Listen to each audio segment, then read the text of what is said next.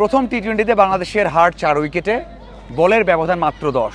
এই স্কোর দেখে অনেকে আমরা বলতে পারি যে ক্লোজ গেছে, বাংলাদেশ দল ক্লোজ করেছে, কিন্তু যারা ম্যাচ দেখেছেন তারা হয়তো নিঃসন্দেহে বলতে পারবেন যে বাংলাদেশ দল কোথায় হেরেছে। দেখুন, যখন পাওয়ার প্লে শেষ হয়েছে বাংলাদেশ দল 52 করেছে 2 উইকেট হারিয়ে, অন্যদিকে অস্ট্রেলিয়া করেছে 47 রান 2 উইকেট হারিয়ে। সেখানেও বাংলাদেশ দল এগিয়ে ছিল, অস্ট্রেলিয়া চেস করতে নেমে 89 রানে 4টা উইকেট হারিয়েছে। ওই যে ওডিআই, থার্ড ওডিআই, যেখানে 9 রানের একটা নাটকীয়তা, বাংলাদেশ দল 1 উইকেটে হেরেছে, সেটা দেখে হয়তো বা অনেকে বলতেই পারেন যে এই ম্যাচও জিততে পারত। কিন্তু স্কোর বোর্ডে যখন রান মাত্র 131, তখন আপনি যতই ক্লোজ করেন না কেন আপনি শেষ পর্যন্ত জিততে পারবেন না।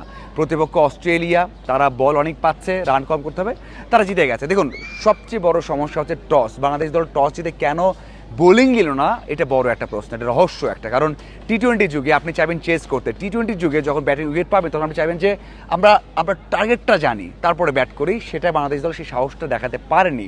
এবং ব্যাটাররা যে অ্যাপ্রোচে ব্যাট করেছেন, আপনি কোনো বোলারের এগেনস্টে বাংলাদেশ দল ব্যাটাররা ভালো বোধ করেননি। যদিও ব্যাটিং ফ্রেন্ডলি উইকেট, যদিও কোনো ধরনের মুভমেন্ট নেই, টার্ন নেই, সেখানে তাড়াহুড়ো করে অথবা মনে হচ্ছিল যে বাংলাদেশ দলকে 250 রান করতে হবে অথবা 250 রান চেস করতে হচ্ছে, সেই রকম একটা মানসিকতার ব্যাটিং দেখা গেছে প্রত্যেকটা ব্যাটার। তামিম, সাইফ, সৌম্য, হৃদয়, ইমন, প্রত্যেকের মধ্যে সেই তাড়াহুড়ো দেখা গেছে এবং বাজেভাবে উইকেট ছুড়ে দিয়ে এসেছেন।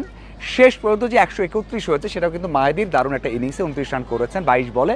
সেই একটা ইনিংসে বাংলাদেশ দল কিছু রান করতে পেরেছে, কিন্তু এটা তো এমন উইকেটে যথেষ্ট না। বাংলাদেশ দলের টপ অর্ডার থেকে বা ব্যাটসম্যানদের কাছ থেকে একটা 6 এসেছে, বাকি 3টে 6 এসেছে সাকলাইন, শরীফুল এবং মুস্তাফিজের কাছ থেকে। রান 131। যদি এখানে কোনোভাবে ব্যাটাররা ক্রিজে থাকতে পারতো, রান নিঃসন্দেহে 160-70 হতো। ওই যে 10 বল 4 উইকেট, সেই ইকুয়েশন আমরা বলতে পারি যে বাংলাদেশ দল 150-60 করলে ম্যাচটা জিততে পারতো। এটা হচ্ছে বাংলাদেশের ব্যাটিং পার্ট। বোলিং পার্টে বাংলাদেশ দল আমার মনে হয় শুরুটা খারাপ করেনি। বাংলাদেশ দল যেমন করে এমন উইকেটও ভালো করেছে, কিন্তু আমার যেটা মনে হয়েছে, একটা হচ্ছে বোলিং না নিয়ে একটা সমস্যা ছিল।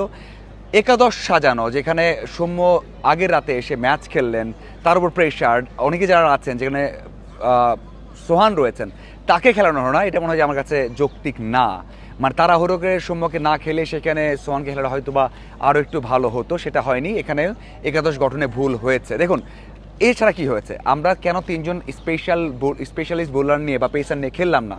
আমরা যদি তাসকিন অথবা রানাকে রাখতাম তাহলে ম্যাচটা আরও ক্লোজ হতে পারতো। যদিও এই রান নিয়ে আপনি জেতার আশা করতেই পারেন না অস্ট্রেলিয়া এগেনস্টে, তারপরেও কেন একজন এক্সট্রা স্পেশালিস্ট পেসার নিয়ে খেললাম না? যদি আমরা রেস্ট দিতাম তাহলে মুস্তাফিজের রেস্ট আগে দরকার। মুস্তাফিজ তো টানা ম্যাচ খেলছেন, আমরা দেখেছি রানাকে রেস্ট দেওয়া হয়েছিল ওডিআইতে, তাহলে রানা কেন খেললো না? হ্যাঁ, মুস্তাফিজ, রানা থাকতো, সাথে শরীফুল থাকতো, ওখানে একজন ব্রেক, সেটা হচ্ছে তাসকিন। তো আমার মনে হয় যে এই যে স্পেশাল একজন পেসার, বিশেষ করে এখানে আপনি 2জন স্পেশালিস্ট পেসার নিয়ে খেলবেন, সেটা মিরপুরে ঠিক আছে, কিন্তু এখানে আমার একটুও ঠিক নেই। সেখানে বড় একটা ভুল হয়ে গেছে। সাকলাইন ফার্স্ট ম্যাচ খেলছেন, যদি এক্সট্রা পেসার দরকার হতো, পেস অলরাউন্ডার, সেখানে আপনি খেলাতে পারতেন হয়তো বা সেখানে মাহেদির জায়গাতে।